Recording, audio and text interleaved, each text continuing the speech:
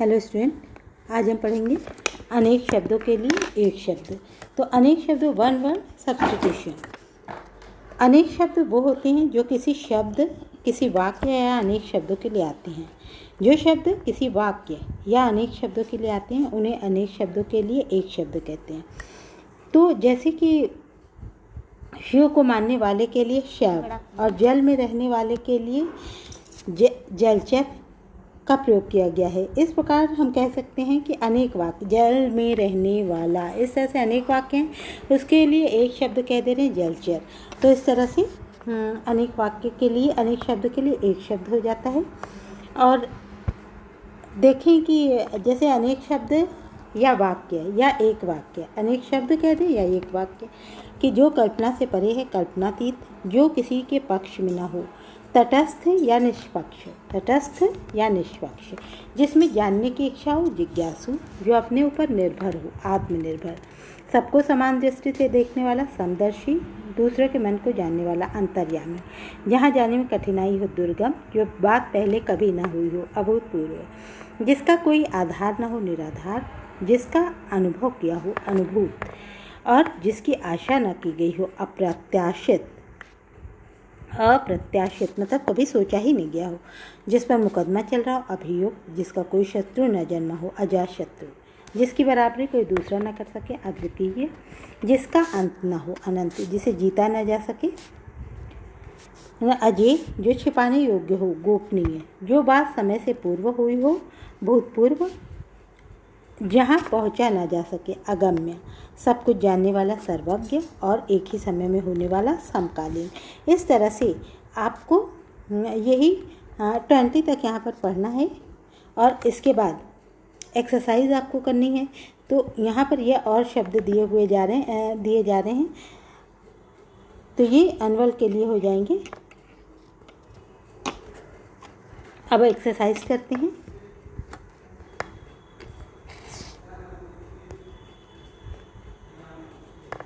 यहाँ पर अभ्यास है। अभ्यास के लिए प्रश्न, अनेक शब्दों के लिए एक शब्द लिखिए जिसका ईश्वर में विश्वास हो, तो आस्तिक, जिसके समान दूसरा न हो, अद्वितीय, जिसकी बुद्धि तेज हो।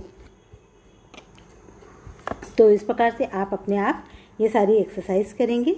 अनुकरण करने योग्य, जिसका आदि न हो, जो कभी न मरे, मांस खाने वाला, जानने की इच्छा रखने वाला।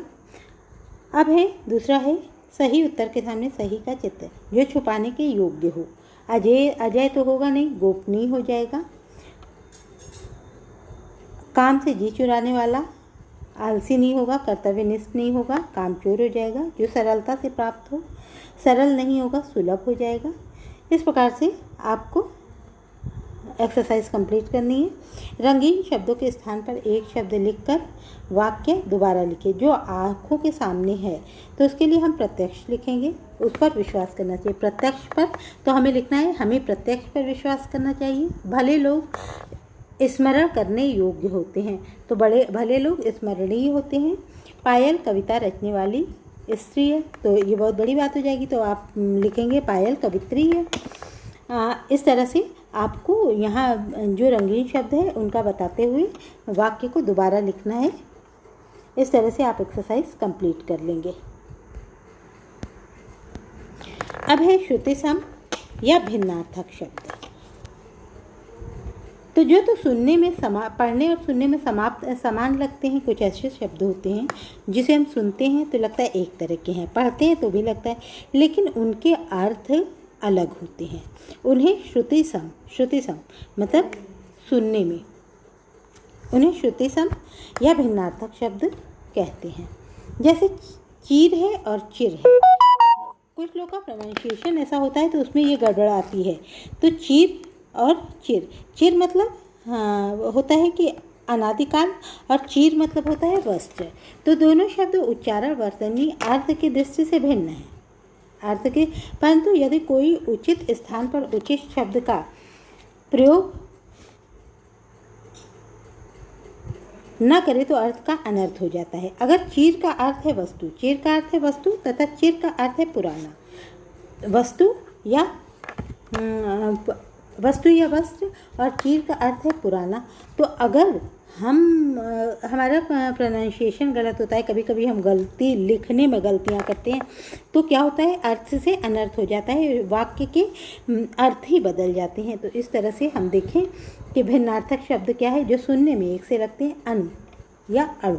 अणु मतलब होता है पीछे और अणु मतलब होता है कण।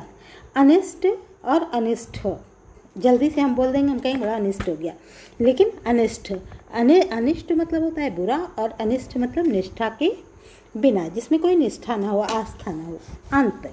अंत का होता है समाप्त, और अंतिम का अर्थ होता है आखिरी।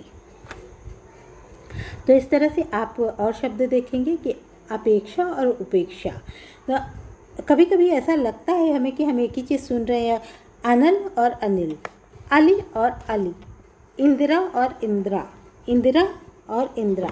जैसे हम बोलते हैं इंदिरा गांधी बहुत लोग बोलते हैं, इतर और इत्र, प्रसाद और प्रसाद, अपमान और उपमान, अर्ध और अर्ध।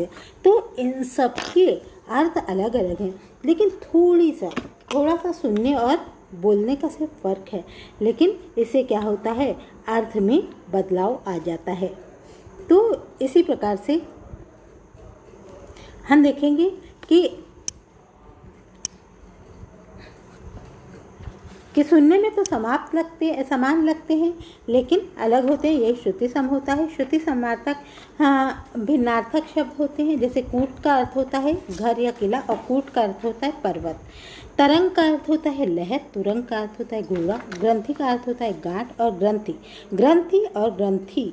तो ग्रंथि गांठ और ग्रंथि होता है सिखों का पुरोहित। इस प्रकार से आप जितने इतने शब्द देख रहे हैं, आपको बोलने में अगर हमारा उच्चारण सही है तो हम सही बोलते हैं, अगर हमारा ज़रा भी उच्चारण गलत हो तो हम उस एक ही शब्द को, अलग अलग शब्द को एक प्रकार से बोलते हैं, जिससे कि हमारे अर्थ का अनर्थ हो जाता है।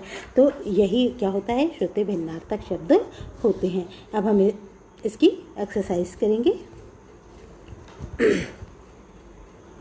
जैसे है यहाँ पर दे रहा है कि निम्नलिखित वाक्यों को शुद्ध करके लिखिए। श्रुति भिन्नार्थक शब्द किसे कहते हैं? तो एक शब्द है, आप इसे अपनी कॉपी में लिख लीजिएगा, सिर्फ एक क्वेश्चन है। अब है निम्नलिखित वाक्यों को शुद्ध करके लिखिए।